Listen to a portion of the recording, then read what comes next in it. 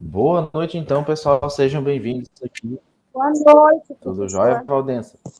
Seja bem-vindo aqui à nossa quarta aula da disciplina Isso. de... Professor, só tirar umas dúvidas. Sim, pode falar. A prova vai até amanhã, às 11h59? Isso, horário de Cuiabá, tá? Tá. E quantas tentativas? Três tentativas, Beleza, então, tá? prof. Não precisa Tá. fazer as três, mas eu recomendo, né? A tendência O- é melhorar as notas. E aí permanece, a nota que vai ser registrada é a melhor nota dentre as tentativas, tá? Beleza. Beleza, então. Mas a nota sai na hora, né? Você respondendo já sai lá o percentual. Se for 80% é 8, 70% é 7, tá? Beleza. Tá. Vai abrir uma questão por vez, tá? São 10 questões, vai abrir uma por vez, tá? Não vai abrir as 10 de uma vez, tá? Tá. Deixa eu ver aqui. Tá. Então, na aula de hoje eu vou falar sobre praticamente os dois últimos assuntos que faltam, que é o plano de contas, que vai ser o último, né, assunto, e os fatos contábeis, né? Vou começar pelos fatos contábeis, depois eu vou lá para o plano de contas, e daí vou sanando as dúvidas que forem surgindo. Para quem já estuda, né, para quem está no curso de ciências contábeis, talvez não vai ser nada muito de novidade, né? Talvez geralmente vê isso nas primeiras semanas de aula. Mas para o pessoal dos outros cursos, né, isso aí vai ser praticamente novidade. Tá? Então, os fatos contábeis ou os fatos administrativos são os acontecimentos que vão provocar as variações nos valores patrimoniais. E esses valores, né, ou esses acontecimentos, eles podem ou não alterar o patrimônio líquido, né, ou a riqueza líquida da instituição. Tá? Então, geralmente, a gente tem três fatos administrativos que podem ser classificados nos seguintes grupos. A gente tem os fatos permutativos, que são aqueles que alteram o valor, tá? Na verdade, do patrimônio líquido. Os fatos modificativos, tá? Perdão. Os permutativos, eles alteram o valor dentro do grupo de contas, porém, ele não altera o valor do patrimônio líquido, ele só permuta o valor. Os fatos modificativos, esse sim, a ação dele impacta na mudança da riqueza líquida, tá? Do patrimônio líquido.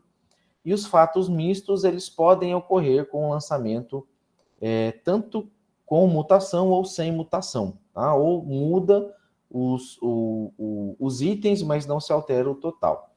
Então, pegando aqui um exemplo de um fato permutativo, né? Lembra que ontem eu dei aquele exemplo na aula sobre a questão de eu comprar um veículo à vista, né? Vou fazer a compra de um veículo à vista, tá? Esse tipo de fato permutativo, ele não vai provocar a mutação do patrimônio líquido, mas ele muda, né? Ele altera os valores entre as contas, tá? Então, deixa eu só mostrar aqui, né, o que eu fiz ontem. Se eu fosse comprar um veículo à vista, eu tiraria aqui do caixa, tá? Ou do banco, e aplicaria, ou criaria a conta aqui, veículos, tá? Fazendo com o mouse aqui, tá difícil. Veículos, tá? E eu colocaria o mesmo valor. O total do ativo não mudaria, o total do passivo não mudaria, e o patrimônio líquido também não mudaria, tá?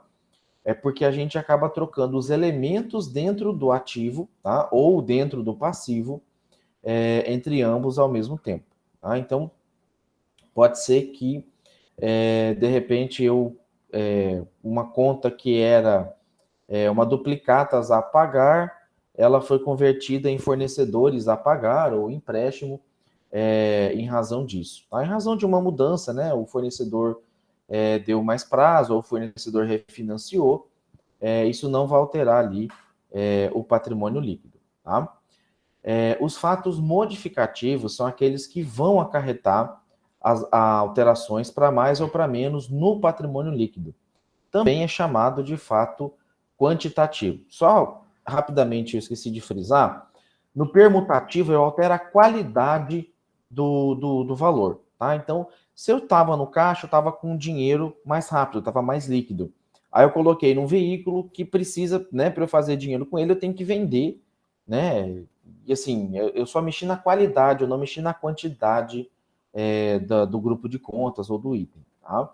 Já nos fatos modificativos, esse sim, eu altero a quantidade para mais ou para menos, e isso acaba influenciando no patrimônio líquido. Geralmente, os fatos modificativos, eles envolvem uma ação de contas entre os dois grupos, entre o ativo e o passivo. Tá? Então, se eu comprasse um determinado bem a prazo, tá? Ou se eu quitasse antecipadamente, por exemplo, uma conta que eu tinha a pagar, provavelmente isso vai afetar a minha riqueza líquida aqui, o meu patrimônio líquido. De que maneira? Tá? De que maneira que eu vou fazer isso?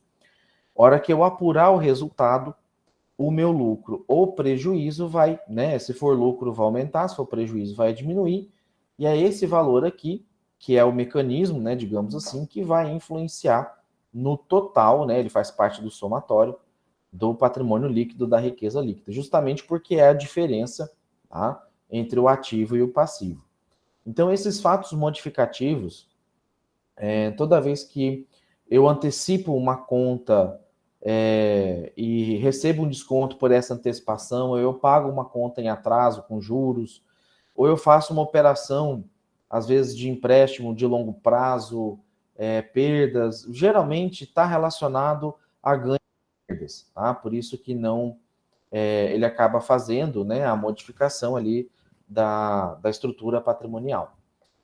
E o fato mismo, ele vai envolver ao mesmo tempo um fato permutativo e um fato modificativo, né? Então, ele pode acarretar alteração no ativo e no patrimônio líquido, ou no passivo e no patrimônio líquido, tá? Ou até mesmo no ativo, no passivo e no patrimônio líquido simultaneamente. Então, esse fato misto, ele acaba acontecendo e isso depende muito da tomada de decisão, né? Do gestor que está ali decidindo. Quando a gente for calcular ali o ponto de equilíbrio, eu vou mostrar para vocês como é que isso impacta dentro do balanço patrimonial. Tá? Bom, com relação à escrituração, só um minuto.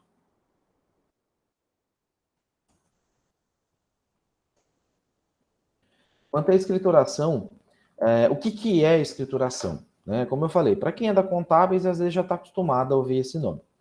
A escrituração, ela é uma técnica contábil que vai consistir em registrar nos livros próprios. Quais são os livros? Livro diário, livro razão, livro caixa. E aí, quando eu falo livro, pode ser impresso, tá? Físico, como pode ser digital, por meio de sistemas de escrituração, tá? Ou sistemas contábeis, né? Softwares contábeis. E esse registro, né? A escrituração, ela trata de um registro, né?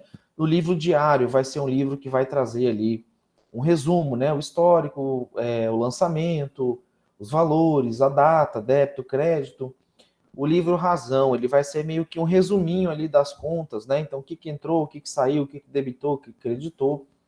O livro Caixa, geralmente, é o mais comum, né? Esse mesmo empresa informal, empresa que não está no papel, empresa que está só constituída de maneira simplificada, né? Não está formalizada, acaba adotando o livro Caixa para controlar as entradas e saídas ali. E tem vários outros livros, né? Alguns são obrigatórios, outros não. E esses acontecimentos, né, eles são que acontecem, né, na empresa, eles acabam fazendo parte desse processo de escrituração, que nada mais é do que a anotação, registro desses valores. Tudo que possa vir a modificar a estrutura patrimonial, né, ou seja, que pode, seja por fato permutativo ou não, né, ou qualquer um dos outros fatos, pode vir a acarretar e deve ser escriturado dentro desses livros. Tá? Pode ser modificativo, permutativo ou misto. Ele precisa ser escriturado. Tá? O livro diário é um livro obrigatório. Tá? Nele são lançados de maneira preferencialmente individual, de maneira bem clara e indicativa. Tá? E detalhe, com um documento obrigatório. Tá? O dia a dia da empresa, né? Ou como se fosse registrar os fatos, né, principais ali que ocorreram E o que eu chamo de fato principal? Uma compra, uma venda, uma perda, um recebimento, uma cobrança, tá? E basicamente acaba sendo quase todos os acontecimentos que ocorrem na empresa e que provocam modificações no patrimônio, né? Que é o que a gente chama dos fatos administrativos. Ah, professor, um funcionário faltou hoje. Eu preciso fazer escrituração disso? Diretamente não. Você não vai registrar ali no livro diário que um funcionário faltou. Porém, a falta dele vai gerar um desconto de salário que vai precisar ser registrado na hora de fazer a apuração da folha de pagamento. Tá? Não necessariamente eu preciso lançar ali durante o processo de escrituração, fulano faltou um dia. Não, né? Mas isso vai impactar no outro lançamento futuro, que é o de salários a pagar em razão, né, de absenteísmo, que é basicamente a falta ou ausência do colaborador. Então, no livro diário também vai lançado tudo aquilo que possa modificar futuramente o patrimônio, que são chamados de atos administrativos relevantes. Então, às vezes eu faço um empréstimo de longo prazo, vou pegar o pessoal aí do agronegócio. O agronegócio é muito comum, o pessoal que planta soja, milho, fazer os contratos de venda para daqui 2, 3 anos. E ele recebe esse dinheiro antecipadamente. Ele vai vender, a soja que ele vai plantar em 2025 já está vendida. O milho que ele vai plantar lá em 2026 já está vendido, né? Muitas vezes ele até já recebe parte desse dinheiro. Então, é necessário fazer o registro desse ingresso de dinheiro, tá? Porque isso vai aparecer nas contas, né, na hora de fazer a conciliação bancária, porém, não necessariamente isso vai ficar registrado no balanço patrimonial. Isso pode vir em notas explicativas. O banco conta movimento, possui lá um valor divergente em R$30 mil referente ao contrato de venda futura, né, de soja para a empresa tal, tá? Porque isso faz parte ali do processo de registro, porque futuramente isso pode vir a modificar a estrutura patrimonial, tá? Então, esse aqui é um modelinho simples, né, de um livro diário. Então, eu vou colocar aqui a data, né? No software, geralmente, tem software que traz até a data e hora, principalmente em empresas grandes, tá? Qual é o lançamento, né? Então, se eu peguei um dinheiro que estava no caixa e fui depositar no banco, né? Qual é o valor a débito e qual é o valor a crédito. Então, tudo isso que for movimentação, eu vou lançando o livro, como o próprio nome diz, né? É um diário. Então, os lançamentos nesse livro diário, eles são obrigatórios, tá? O livro diário, ele é assinado tal como o balanço patrimonial e a demonstração do resultado do exercício, e quem, né, faz contabilidade aí nos primeiros semestres, pratica bastante, né, na disciplina de contabilidade geral 1, né, quem for fazer ainda essa disciplina vai fazer bastante exercício utilizando o livro diário, até mesmo para aprender ali fazer os lançamentos corretamente. Tá? Outro bem utilizado é o livro Razão, né? Ele traz ali os razonetes, tá? O livro Razão é um livro de grande utilidade também para contabilidade, porque nele é registrado o movimento individualizado de todas as contas, tá?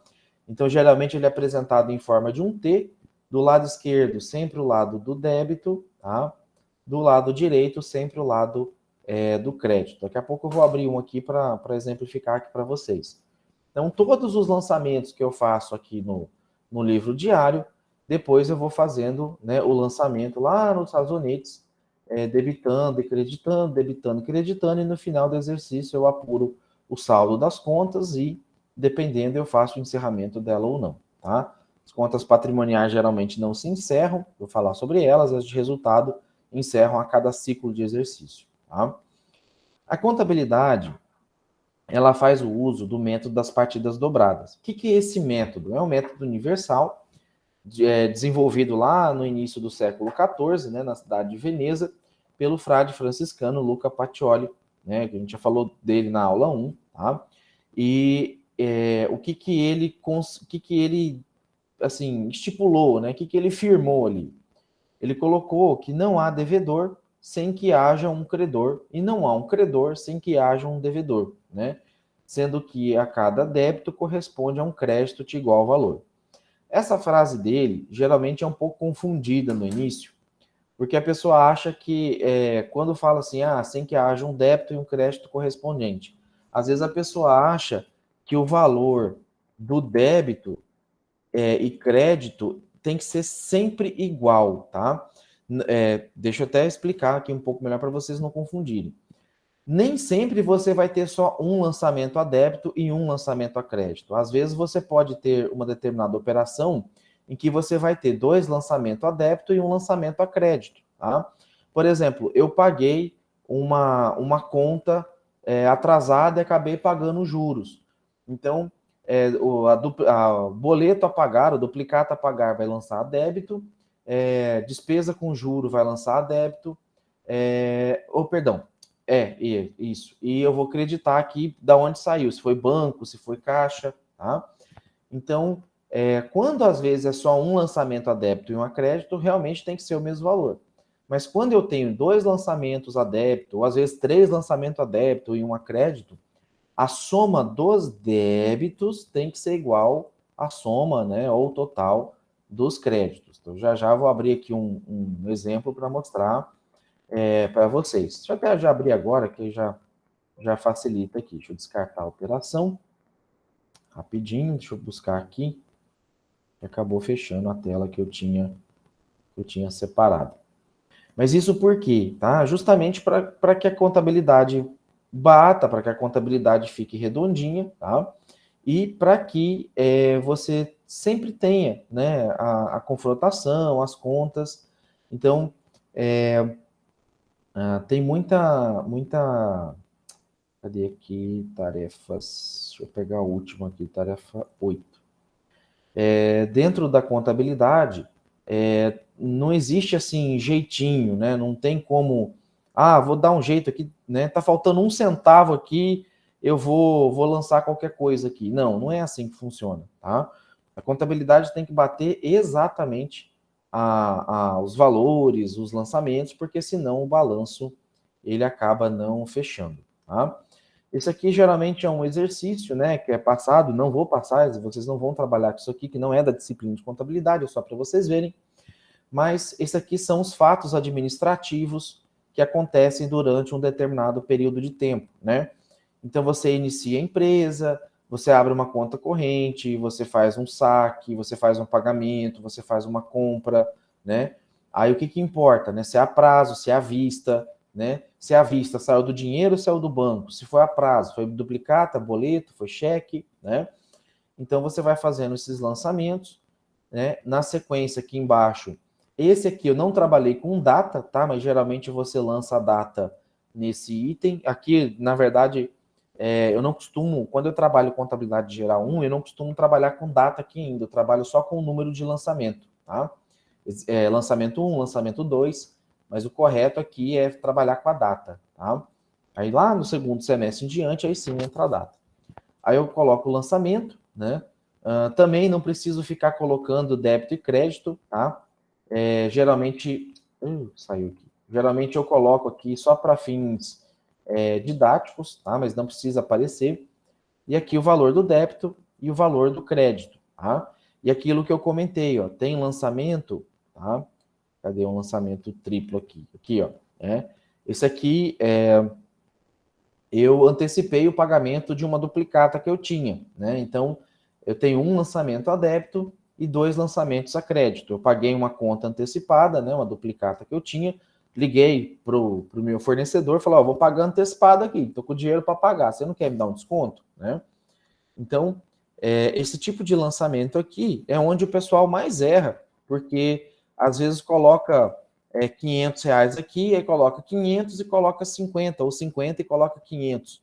Aí se você somar, né, se você somar esse valor, você vai ter 550 lançado a crédito e 500 a débito. Então isso não vai fechar nunca, tá? Por isso que a contabilidade ela é redondinha. Esses lançamentos, cada um desses lançamentos aqui, tá? Eles vão lá para os razonetes. Então, nos razonetes, eu até costumo anotar aqui do lado, esse número que está entre parênteses é o número do lançamento também não é obrigatório, tá? Isso aqui é só para, quando eu explico o exercício, é só para facilitar qual é o lançamento e para facilitar também na hora de achar qual é o item, porque o pessoal também perde, né? Às vezes lá na escrituração lançou correto o débito, aí chega na hora aqui do razonete ele lançou errado, né? Então, se lançou a débito lá no livro diário, tem que vir a débito no caixa. Se lançou a crédito lá, tem que lançar a crédito aqui, tá? E aí você faz, assim que encerra o exercício, você soma o total e depois faz a apuração, tenta encontrar o saldo, tá? E aí a gente tem as contas patrimoniais, tá? Que fazem parte do balanço patrimonial e tem as contas de resultado. A gente faz uso também do balancete de verificação, que é onde você lança todas as contas patrimoniais e resultado, né? Para ver se bate o valor final.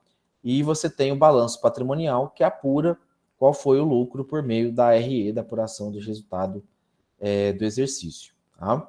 Então, deixa eu voltar aqui para a apresentação. Só para mostrar aqui mesmo o modelo, tá? Sumiu aqui.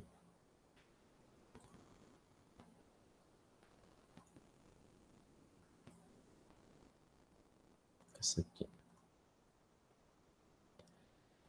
Então, isso que o Luca Pacioli colocou, né, de que não há devedor sem que haja um credor, é exatamente isso que eu mostrei, tá?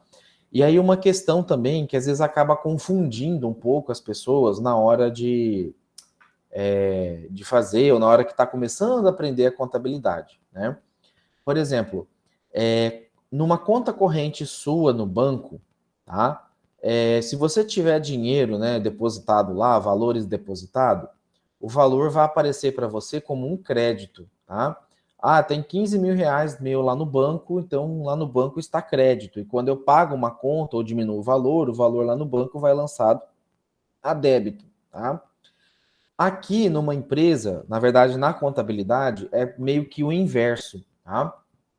Quando você deposita um dinheiro no banco, você faz um lançamento a débito, tá? Ele vai aparecer no ativo como um débito. À medida que você vai usando o dinheiro, aí você vai fazendo o lançamento dele a crédito, tá? E por quê? Porque por conta desse método das partidas dobradas, eu vou registrar entrada e saída. Então, o dinheiro é lançado a débito, né? Porque é o ativo, porque ele está à disposição sua. Ele não está com você. Quando você faz uso, aí sim você faz uso dele creditando, você faz uso do seu crédito, tá? Para colocar, tá? Para fazer a utilização dele.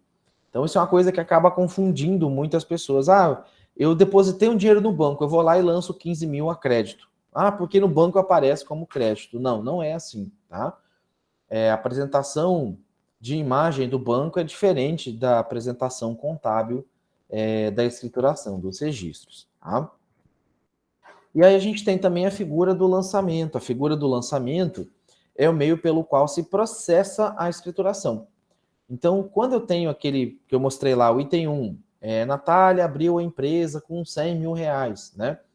Então, esse é o registro, né, é o fato administrativo, e o lançamento eu vou fazer por meio da escrituração no diário, né? Então, eu vou colocar o local e data da ocorrência do fato. O horário não é obrigatório, tá? Mas alguns softwares contábeis eles fazem o lançamento por horário, tá? Por que eles fazem isso? Porque eles são vinculados aos tipos de sistema, como Data Warehouse, Data Mine, né, armazém de dados e mineração de dados, e aí eles acabam fazendo correlação de que hora está vendendo, que hora é melhor para vender, que hora que eu tenho que fazer uma promoção, tá? Mas isso é coisa de empresa grande aí, empresa pequena não tem fôlego para gastar com esse tipo de software não, tá? Eu preciso informar, né, a conta a ser debitada, a conta a ser creditada, o histórico e o valor. Tem uma questão aqui, né? Quem é que define o nome da conta, tá? Geralmente a gente utiliza os planos de conta, tá? Quando você faz uso de um software, ele já vem mais ou menos com os nomes das contas pré-programadas. E o CFC, que é o Conselho Federal de Contabilidade, ele meio que deixa livre aos CRCs o seu plano de contas, né? Para que cada CRC estadual, cada conselho regional, têm o seu plano de contas, apesar de que eles não diferem muito um do outro. É mais uma nomenclatura. Por exemplo, alguns chamam de banco, conta, movimento, outros banco, conta corrente, banco, conta, poupança. Aí você tem, por exemplo, contas a receber, em outro plano de contas chama de recebíveis, né? Tem lugar que chama cheque de título, né? Aí títulos ao portador, que é uma nota promissória, né? Então, isso tudo faz com que você tenha nomes diferentes, porém, tá? O que tem que ser cuidado é que se você está usando o nome duplicata, tem que ser duplicata. Se você está usando o nome de cheque, tem que ser cheque. Se está usando o nome de, sei lá, qual outro aqui, promissórias, você tem que usar promissórias pelo mesmo categoria, né? Pelo mesmo tipo de conta. Porque senão uma hora você chama de duplicata, outra hora você chama de promissória, outra hora você chama de, sei lá, que mais? Título, né? Título a receber, aí fica confuso, aí seu balanço não vai bater, pode até bater numericamente, mas qualitativamente ele vai ficar errado, tá? Aqui também, esse quadrinho auxiliar de escrituração, ele também é muito útil para quem está aprendendo, para quem está iniciando na contabilidade, tá? Então, por exemplo, ele traz algumas regrinhas para não esquecer ou não confundir na hora de lançar. Então, toda vez que você aumenta uma conta do ativo, você está debitando essa conta, né? Então, eu tenho um banco com saldo de R$ 1.000. Toda vez que eu aumento esse banco, que eu passo ele para 2.000, para 3.000, eu estou fazendo o lançamento a débito para aumentar ela, tá? Toda vez que eu quero diminuir o meu ativo, eu credito esse respectivo valor.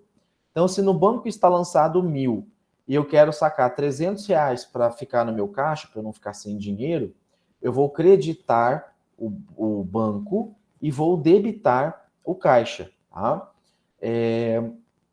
Outra regrinha, toda vez que o passivo tiver aumento, né, então eu vou creditar a respectiva conta, praticamente o inverso, tá? Do ativo. Então, o passivo ele aumenta creditando, o ativo ele aumenta debitando, tá? E toda vez que eu quero diminuir o passivo, eu debito essa respectiva conta. Então, quando eu vou pagar, eu tenho uma duplicata a pagar, né? Eu fiz uma compra a prazo, gerou um boleto, uma duplicata, eu vou pagar essa conta. Então, como ela fica no passivo, a natureza dela é uma conta de natureza do passivo, tá? E o que é essa questão de natureza de conta, professor? Bom, o caixa banco, via de regra, ele opera positivo, né? A conta caixa, ela opera positiva. Então, essas contas, assim, de saldo de bens, né? Bens e direitos, elas ficam do lado do ativo. As contas de natureza de obrigação, elas ficam do lado do passivo, tá? E aí, isso quando a gente tem as contas patrimoniais. O que são as contas patrimoniais? São as contas que aparecem no balanço patrimonial, tá? A gente tem também as contas de resultado. O que são essas benditas contas de resultado? São contas de transitórias, que eu vou agrupando elas durante um período e elas vão servir de apuração para saber se eu estou tendo lucro ou prejuízo. Então, o que entra nessas contas?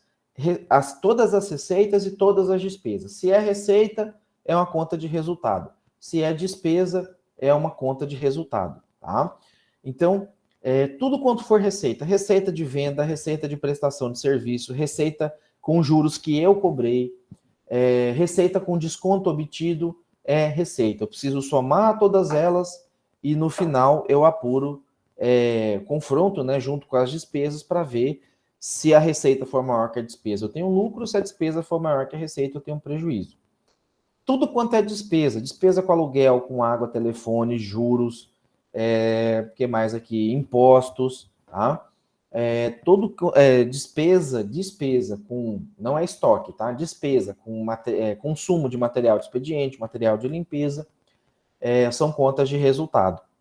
E essa questão de material de limpeza, né, e material de escritório, se eu compro para estocar, né, eu comprei e estoquei, tá lá guardado, é uma conta patrimonial, tá?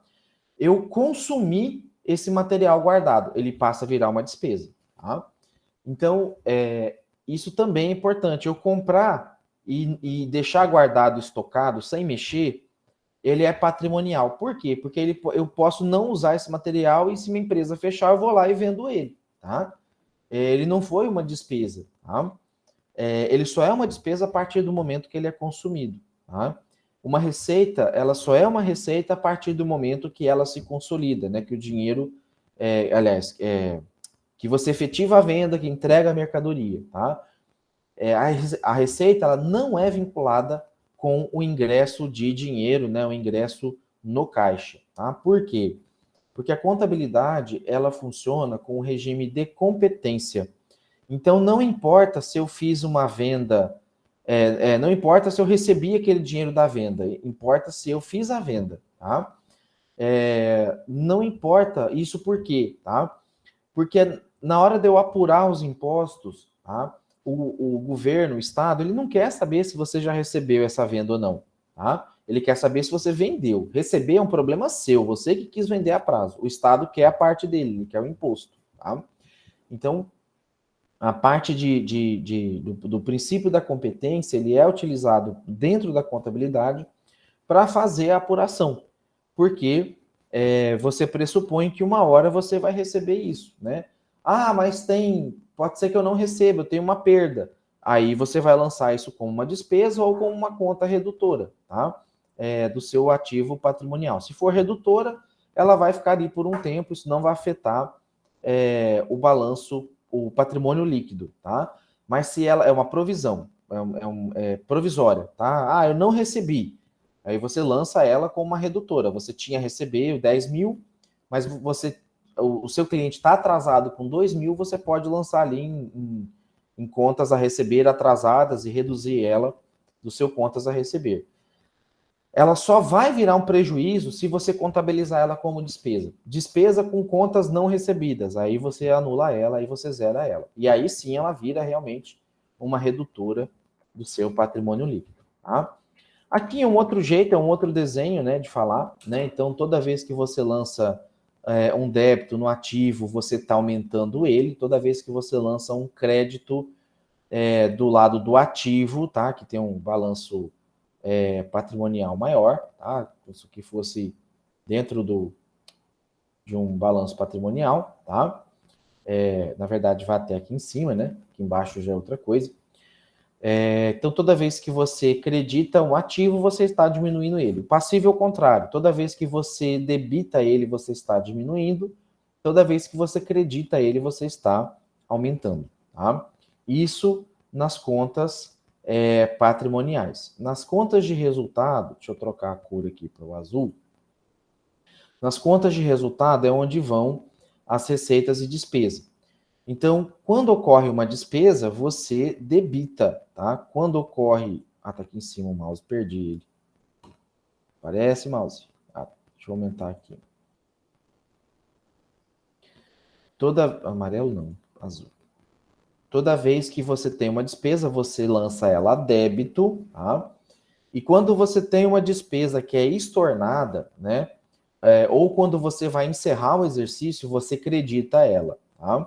A receita, toda vez que você tem uma receita, você lança ela a crédito. Toda vez que você tem uma devolução de venda ou você faz o encerramento do exercício, você lança ela a débito, tá? E aí, lembrando que o ativo e passivo compõem o balanço patrimonial, tá? E a receita e despesa compõem o balancete e apuração de resultado do exercício, tá? O que é apurar o resultado do exercício? É eu confrontar as receitas e despesas. E aí ver se teve lucro ou prejuízo. Tá? Tudo isso, todos esses lançamentos são feitos. E para isso, a gente faz uso do plano de contas. Né? Eu falei do plano de contas ontem. Qual que é o conceito do plano de contas? Ele é basicamente um agrupamento organizado, ordenado de todas as contas que são utilizadas pela contabilidade dentro de determinada empresa.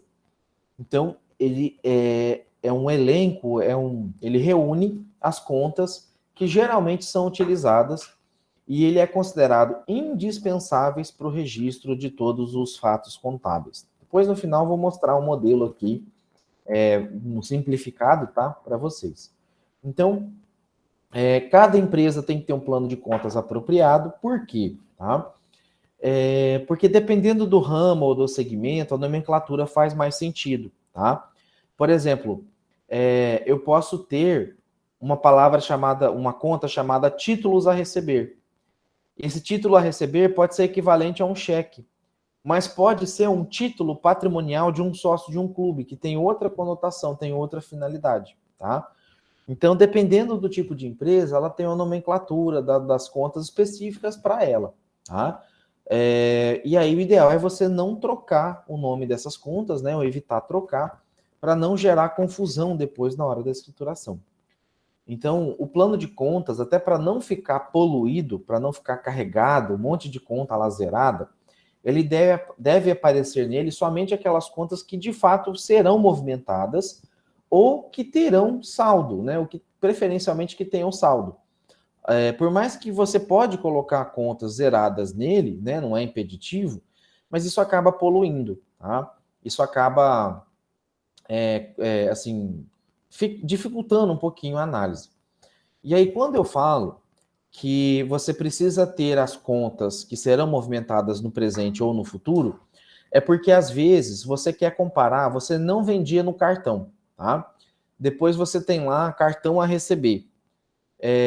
Quando você lança isso no balanço, no ano 1 estava zerado, no ano 2 estava zerado, no ano 3 você tem saldo, tá? O ideal disso é aparecer zerado nos 2 primeiros, nesse caso aqui, porque você vai ter um saldo futuro, e daí você consegue gerar gráfico de projeção, fazer análise vertical e horizontal, tá? Mas se for uma ou outra conta, você não vai ficar 30, 40 contas diferentes com saldo zerado, porque isso vai poluir demais o seu balanço, tá? E aí, quando eu falo também que cada empresa tem a sua, é porque, por exemplo, uma empresa comercial, né, que compra e revende, ela vai trabalhar com estoque de mercadorias, tá? Uma indústria, tá? Ela vai trabalhar com estoque de produto para fabricação, estoque de produto em fabricação e estoque de produto acabado. Então, ela vai ter 3 tipos de estoque, tá? Talvez 4, estoque de material de limpeza, estoque de material de expediente, às vezes tem 5 contas de estoques diferentes para ela administrar, né?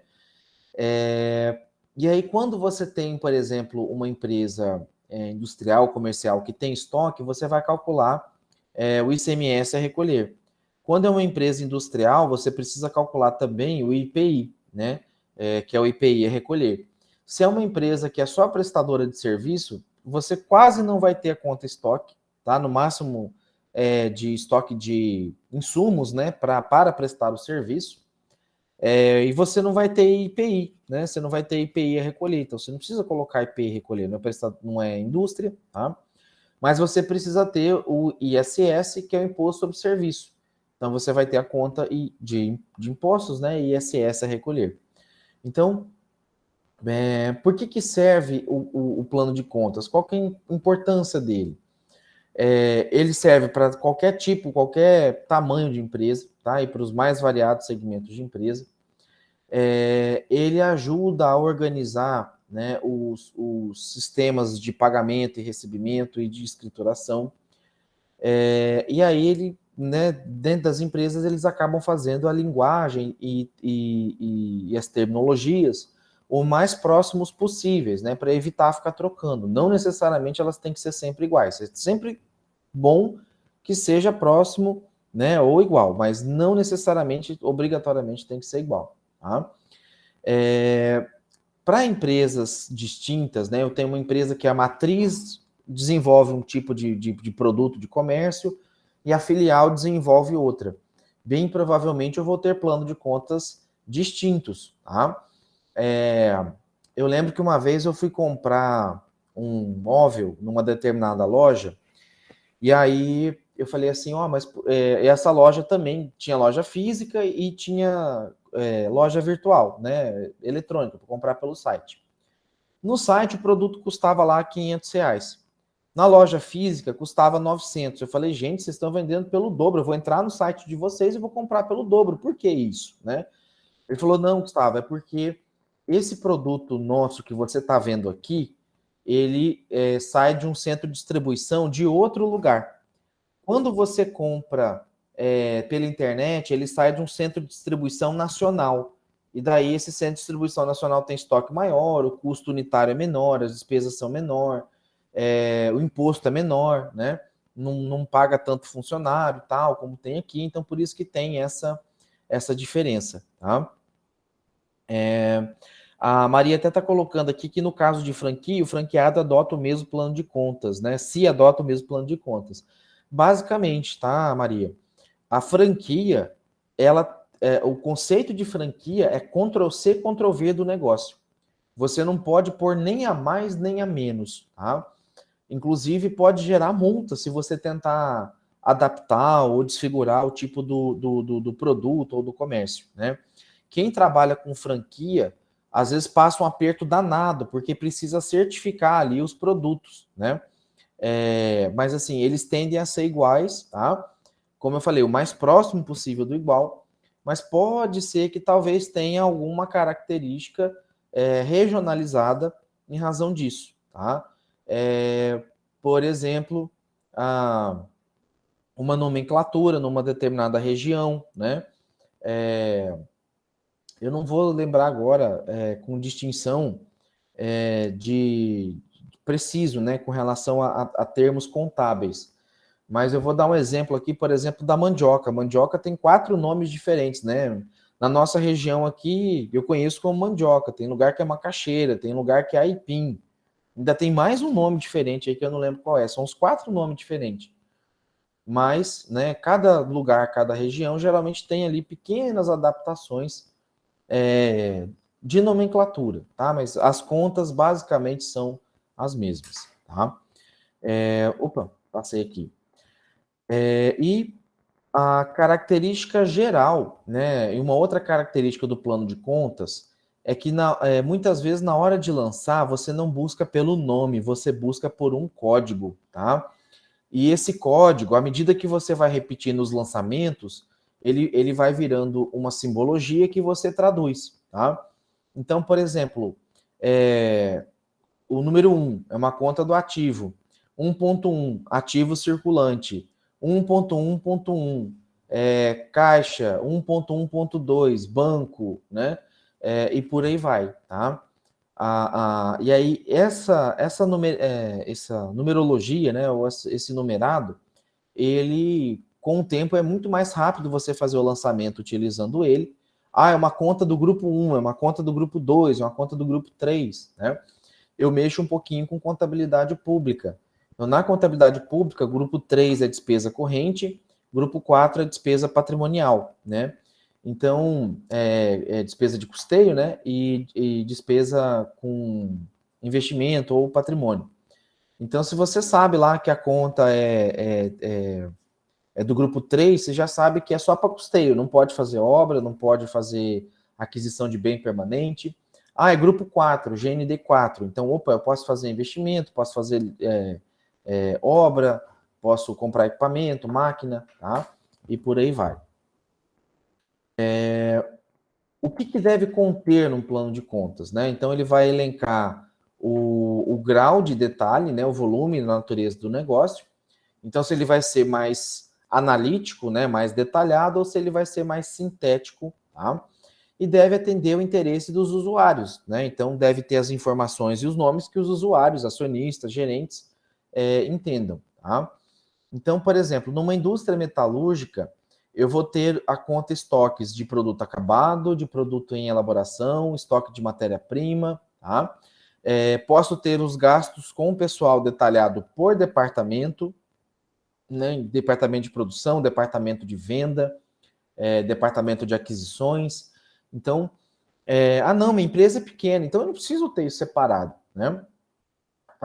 Eu posso ser uma empresa grande e também não pedir isso detalhado, mas é muito raro, tá? Porque a empresa grande, quanto mais detalhado você observar as informações, mais você consegue achar erro, mais você consegue ver onde está tendo desperdício, tá? E, por exemplo, se é uma pequena loja, você só vai ter a conta estoques de mercadorias. Você não vai ter estoque de produto acabado, em elaboração, né? E gasto com o pessoal, você vai colocar o gasto total, não vai detalhar por departamento, tá? Então, um plano de contas simplificado, a estrutura dele vai ser a conta do ativo, passivo, patrimônio líquido e as contas de resultado, tá? Ele deve ter uma divisão do grupo de contas, né, em circulante e não circulante, e uma conta, né, do grupo circulante pode ser caixa, fornecedores, algumas reservas, do não circulante, imóveis, veículos, tá? Cortou aí, ficou ruim os números, tá? Então eu posso ter aqui, por exemplo, tá? Um exemplo de um plano de contas. O grupo 1, as contas do ativo, o grupo 2, as contas do passivo, o grupo 3, patrimônio líquido, essas 3 é do balanço patrimonial. Grupo 4, receitas e deduções, tá? Que faz parte da demonstração do resultado do exercício, junto com as contas dedutivas, que é o grupo 5, tá? E aí, se eu tenho, por exemplo, uma conta 1.15, né? Provavelmente vai ser uma conta do ativo, circulante, banco, filial número 15, por exemplo, né? Conta 4142, né? Uma receita com venda de um determinado produto pela internet ou físico, tá? E por aí vai, tá? Então, nessa questão dos códigos, né, e dos grupos de conta, eu utilizo ele para facilitar e até para saber a ordem de liquidez, né? Quanto mais próximo de né, mais liquidez, a liquidez mais rápida ou mais imediata esse item tem, tá? E aí eu vou fazendo a divisão, né, de cada um delas. Posso também só chamar ativo caixa, ativo banco, ativo duplicados a receber, ou eu posso também ir detalhando os nomes de cada uma, tá? Essa aqui é uma outra estrutura, tá? Também lançada dentro do balanço, né? Então, aqui eu tenho a parte circulante, a parte não circulante, a parte do passivo circulante, não circulante, e o patrimônio líquido, tá? Geralmente, o grosso, assim, se você pegar várias empresas, é praticamente isso aqui que acaba tendo dentre elas, tá? Da mesma maneira, as contas da DRE, da demonstração do resultado do exercício, né? 1, 2 e 3, balanço patrimonial. 4 e 5, demonstração de resultado do exercício. Então, no grupo 4, eu vou colocando as receitas, né, do período e tal, já descontando os abatimentos e devoluções. E o grupo 5, daí em diante, já começa a ter os descontos, né? Então, aqui na primeira parte, eu tenho tudo que eu tenho de receita, com os ajustes, né, tirando impostos, devoluções e abatimentos. E logo na sequência eu tenho a parte de custo, a parte com despesa operacional administrativa, né? E por fim as despesas financeiras. Tá? Por que ela vem nessa estrutura? Porque aqui, né, eu pego primeiro o que é resultado da empresa e o que é um resultado que não é vinculado à atividade, né, não operacional da empresa. Então, tudo isso aqui, ó, é como se fosse operacional, tá? Faz parte das operações da empresa. Até aqui... Oh, ficou ruim a tinta aqui, peraí, deixa eu trocar aqui. Até essa parte aqui, tá? Perdão. Deixa eu apagar aqui. Essa parte aqui, até o custo, tá? Geralmente tem a ver com o que a gente chama de lucro operacional, né? Ou margem operacional. Na sequência, a gente tem aqui o desconto com as despesas, tá? Ainda faz parte do rendimento operacional dela. E aqui já a parte administrativa, tá? Então, até o grupo 5.2 é como se fosse considerado essencial para você ter. A partir do 5.3 já é algo que talvez dê para cortar, já é algo que talvez dê para reduzir, para enxergar. Então, o investidor, ele quer que essa parte daqui seja menor, né, o menor possível. Quando ele vê que há aumento nessa parte aqui, ele fala, opa, tá tendo má gestão, o gestor precisa frear um pouco os gastos dele, precisa cortar funcionário, reduzir o uso da energia, porque a conta está vindo muito alta, tá? E essa parte final aqui, que é a parte financeira, muitas vezes ela pode não refletir a realidade da empresa. A empresa, até aqui, ela veio com prejuízo. Aí aqui ela tem um investimento grande que está dando um retorno para ela. Aí, às vezes, lá no final dá lucro por causa dessa parte financeira, né? Eu coloquei despesa financeira, mas pode ser que tenha uma receita aqui também, né? A parte financeira ali, que é de uma aplicação financeira. Então, essa estrutura e a forma de colocar os números dentro da estrutura pode interferir no resultado, né? E para que serve a conta? O que é a conta? Estou falando toda hora de conta, mas para que serve, né? A conta é o nome técnico dado ao componente patrimonial ou aos elementos de resultado, né? Então pode ser a tradução de um bem, de um direito, de uma obrigação, né? E da conta de resultado pode ser uma despesa ou uma receita. E para que serve essa conta? É por meio da conta que a contabilidade consegue desempenhar o seu papel, que organiza, né, e registra esses itens e os acontecimentos que vão fazer parte da gestão do patrimônio. Por isso, as contas devem ser tratadas com muito carinho pelos contabilistas e pelos gestores. Imagina um contabilista que acaba trocando toda vez o nome das contas ou acaba fazendo ajuste nas contas, trocando a nomenclatura dela. Vai deixar o gestor perdido, tá? E aí, só para finalizar, né, aquilo que eu já expliquei, a gente tem as contas patrimoniais, que são as contas que vão representar os bens, direitos e obrigações, tá? E o patrimônio líquido, e elas vão se dividir entre ativas e passivas. Então, no final do exercício, você só apura o saldo dela, você não precisa zerar, porque ela vai lá no balanço patrimonial. Já as contas de resultado, ela vai se dividir entre, basicamente, despesa e receita, e ela vai aparecer durante todo o exercício. Porém, quando você vai fazer o final do exercício, né, quando você vai apurar, você calcula e soma para saber se teve lucro ou prejuízo. Tá? Quando eu falo exercício, eu estou falando daquele balanço que é feito anualmente. Tá? Porém, você pode fazer balanços patrimoniais, apuração a cada mês, a cada semana, a cada dia. Mas isso tem um custo, né? Então, geralmente as empresas fazem mensalmente, trimestralmente, quadrimestralmente, mas obrigatoriamente elas têm que fazer anualmente, tá? E o plano de contas, deixa eu só mostrar um aqui para vocês, tá? Deixa eu sair aqui dessa tela. Só um pouquinho. O computador anda meio bugado ultimamente aqui, não quer sair não. Deixa eu ver o que ele está pedindo aqui de erro.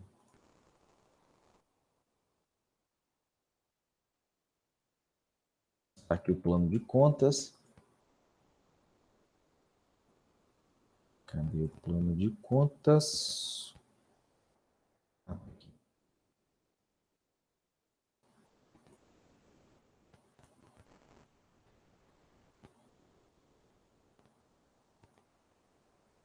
Esse aqui que eu postei no Cigar, deixa eu carregar aqui.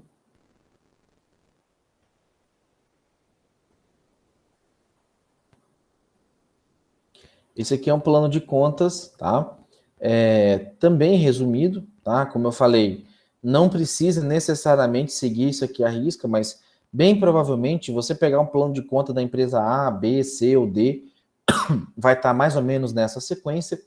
Então ele tem aquilo que eu falei, ó, grupo 1, ativo, 1.1, circulante, aí ele divide entre disponível, aplicações financeiras, clientes e outras contas a receber, estoques e despesas antecipadas, tá? E ele vai subdividindo, caixa, banco, aí o banco A, banco B, né? Aplicações financeiras, tem um pouco de dinheiro aqui, tem um pouco de dinheiro ali, né? Em fundos e em CDB. Clientes, aí eu tenho duplicata a receber de clientes, ou apenas clientes, né? E eu posso fazer a ramificação por cliente aqui ou não, tá? Isso não é obrigatório. Imagina uma empresa grande com 1.000 clientes, né? Não tem como colocar isso aqui. Geralmente vem em anexo essa relação. Contas a receber, estoques, tá? Aí, como eu falei, se é uma empresa que só compra e vende, ela vai lançar só como um estoque. Se é uma indústria, ela vai ter produto acabado, produto em elaboração, matéria-prima, material de consumo, material de escritório. tá? E despesas antecipadas. Quando eu pago uma despesa antecipada, tá? Ela vira, de certa maneira, uma conta patrimonial, tá? Quando chegar o mês de compensação dela, aí ela vai virar uma despesa, tá? Então, essa despesa... Professor, mas o senhor não falou que a despesa tem que... É uma conta de resultado, tem que encerrar? Sim, quando ela é paga dentro do período dela. Quando ela é antecipada, tá? Paguei antes do que deveria, tá? Isso me gera um crédito, né? Esse crédito é um patrimônio, por isso vai no balanço patrimonial. Aqui a gente tem, né, o ativo não circulante, né, 1.2. Aí eu tenho o que é recebido, né, a longo prazo, o que eu vou receber a longo prazo. Tenho a parte de investimento, a parte do imobilizado, né, imóveis, e a parte dos bens intangíveis. Tá? Aí tem dois, passivo circulante. Então eu recomendo vocês salvarem esse plano de conta aqui, tá? Principalmente na hora de responder o questionário, porque pode ser que tenha pergunta, né, para apurar, como que chama? Para apurar, patrimônio líquido, né, riqueza líquida. E aí você precisa saber qual conta é, se ela é ativo, se ela é passivo, para poder achar o valor dela, tá? Então, esse plano de contas está postado ali no SIGA A. Basicamente, com esse assunto, eu encerro aqui, né, o conteúdo, né, inicial da unidade 1. Então, amanhã não tem aula, tá? No sábado não tem aula, fica para vocês fazerem a atividade. São 3 tentativas, daqui 1 minutinho já libera no SIGA A, tá? Só um detalhe que eu vou mostrar aqui para vocês, deixa eu compartilhar aqui a guia, tá? Para não pegar ninguém de surpresa. O SIGA A, pessoal, ele mostra para mim, tá? Quem entrou, que hora entrou, o que clicou, o que fez, tá? Em disciplinas anteriores, às vezes eu recebia assim, professor, eu tentei fazer, mas deu erro aqui, tá? Tira a foto, printa, manda para mim, filma, tá? Porque isso é evidência, eu consigo ver se realmente é um erro do sistema. Os últimos 6 erros que foram apontados do SIGA não eram erros, tá? Eu consegui eliminar um por um. Quando o SIGA gera um erro, ele também gera um log, e aí eu consigo acessar com a equipe de TI para ver se realmente foi um erro ou não, tá? 2 coisinhas aqui importantes. Fez o questionário, mandou. Professor, apareceu um erro, eu não sei se foi ou não. Sai do SIGA A, entra de novo, tá? E veja se a nota está lançada, tá? Se tem nota lançada ou tentativa feita, então significa que foi. Se não tem nada lançado, então clica para enviar de novo, que aí ele vai enviar a tentativa. Outra questão que eu queria chamar a atenção, bem aqui em cima no SIGA A, tem um botãozinho chamado assim, ó, tempo de sessão, tá? Deixa eu ver se está aparecendo aqui, ó, tempo de sessão, tá? O que é esse tempo de sessão? Quando você entra no SIGA A, você tem 50 minutos para você ir mexendo, tá? A Unemate tem hoje quase 15 mil alunos. Então, se todo mundo ficar logado, acessando ao mesmo tempo, o sistema meio que dá pane, ele não tem servidor para aguentar 15 mil acessos simultâneos. Então, se você não clicar nada, não fizer nada em 50 minutos, esse tempo ele vai diminuindo, 49, 48, 47, 46, tá? E aí, fiquem atentos a esse tempo de sessão, porque às vezes eu coloquei 3 horas para responder cada tentativa de questionário. Vocês não vão gastar 40 minutos, 1 hora para responder. Mas eu deixo 3 horas porque às vezes precisa, né, sair, fazer outra coisa.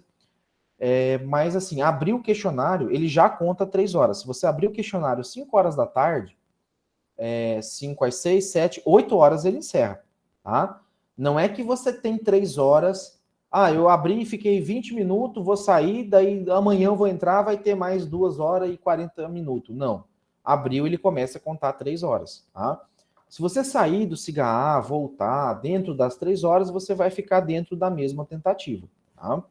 E aí fiquem muito atentos a essa questão do tempo de sessão, porque se ele zerar e você não tiver feito o envio das questões, você vai acabar perdendo uma tentativa, tá? E geralmente são 3 já prevendo que talvez aí possa acontecer algum problema, né? Enfim. Mas sempre que der algum problema, printa, tira foto, grava vídeo, me mostra, porque aí sim eu vou ver se está certo ou não, né? Se procede ou não o erro, tá? Aqui eu tenho um relatório de ações dos alunos que eu consigo ver certinho por aluno e por ação, né? Então, o que foi feito, quem que fez, quem que entrou, né? Então, ó, o Matheus aqui acessou, inclusive durante a aula aqui, o slide de apresentação, tá? Então, assim, eu consigo ver certinho, aluno por aluno, o que fez, que hora que entrou, tá? Se tentou responder o questionário, se foi enviado o questionário. Então, bastante atenção com isso. Eu recebi também alguns alunos, professor, eu vou estar viajando amanhã, eu estou em estrada. Assim, tem que dar jeito, pessoal. Estiver viajando, para 40, 50 minutos, responde aí, né? Eu só vou prorrogar se realmente o CGA estiver fora do ar. E até mesmo com o CGA fora do ar, às vezes o CGA dá um erro assim, usuário não encontrado na base do SAL, tá? Se isso acontecer, me avisa que eu tenho uma orientação, tenho uma explicação de como fazer para resolver isso. Às vezes é um problema de navegador, de cache de navegador, tá? Então aí, primeiro eu vou recomendar trocar de computador, de navegador, tá? Mas se isso acontecer, printa e me avisa até para eu ver se isso está acontecendo com outras pessoas também. No mais, pessoal, eu queria ver se tem alguma dúvida, né, com relação ao conteúdo ou à atividade em si. Se não, eu já vou encerrar por aqui.